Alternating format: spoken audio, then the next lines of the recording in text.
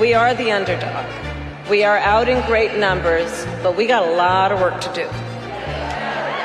And this is going to be hard work, but I know we like hard work. Hard work is good work for all of us.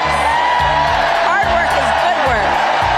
And we will do it with joy. In welcoming the next president of the United States, Kamala Harris. Few candidates have had as successful a campaign launch as Kamala Harris.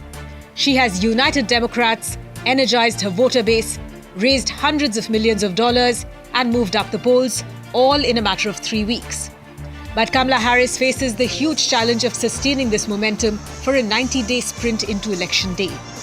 Understand, in this fight, as Tim Walz likes to point out, we are joyful warriors. Joyful warriors. For the first time in months, the Democratic Party has hope in the Rust Belt states known as the Blue Wall. Harris has managed to close the gap on former President Donald Trump in the states that have long been key to the party's 2024 strategy. Before he dropped out of the race, Joe Biden was trailing Donald Trump in Michigan, Wisconsin, and Pennsylvania. Now, Harris is leading Trump by 4 percentage points in the same critical states. A New York Times Siena College poll conducted between the 5th and the 9th of August asked likely voters in Michigan, Pennsylvania, and Wisconsin about their attitudes towards Harris and Trump. When asked who they would vote for if the election were to be held today, Harris received 50% support to Trump's 46%. This shows that Harris has made surprising inroads into a crucial voting bloc of white working-class voters in key swing states. This shift is significant because these voters were traditionally part of Trump's core support base and were instrumental in his 2016 victory. Now, if these white working-class voters are showing signs of shifting their support to Harris, it could play a decisive role in determining the next president. We will win in November. We are going to win. We are going to win. American voters are deeply worried about the economy and inflation.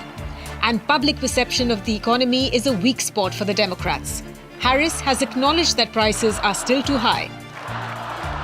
While inflation is down and wages are up, prices are still too high. You know it and I know it. And when we win this election, here's what we're going to do about it. On day one, I will take on price gouging and bring down costs. But polls show that Trump has the edge over her on the economy, with many Americans saying they would be financially better off under the former president. She was a bum 3 weeks ago. She was a bum. A failed vice president in a failed administration with millions of people crossing, and she was the border czar. The border was one of Joe Biden's biggest vulnerabilities, and now as the Democratic Party nominee, it is Harris's Achilles heel too. Trump and Republicans have slapped her with the title of border czar, tied to when Biden had asked her to work with Central American countries to address the root causes of migration. The Harris campaign strategy is to slam Trump for killing a bipartisan border bill. The Attorney General of a border state. In that job, I walked underground tunnels between the United States and Mexico on that border with law enforcement officers.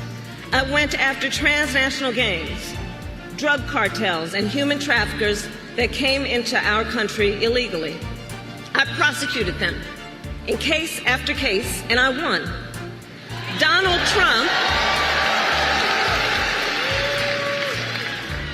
Trump, on the other hand, has been talking a big game about securing our border, but he does not walk the walk.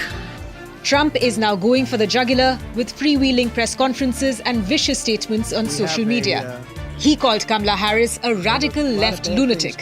What's happening sort of overnight is they're rewriting history and making Kamala sound like a moderate when in fact she is far left, like far left. Worse than Bernie Sanders. She is considered more liberal by far than Bernie Sanders. She's a radical left lunatic. He has ridiculed her intelligence. Kamala, who, by the way, is worse than Biden, and she's actually not as smart. Okay? She's actually not as smart. That's hard to believe, isn't it? And questioned her race. And she was always of Indian heritage, and she was only promoting Indian heritage. I didn't know she was black until a number of years ago when she happened to turn black, and now she wants to be known as black. So I don't know, is she Indian or is she black?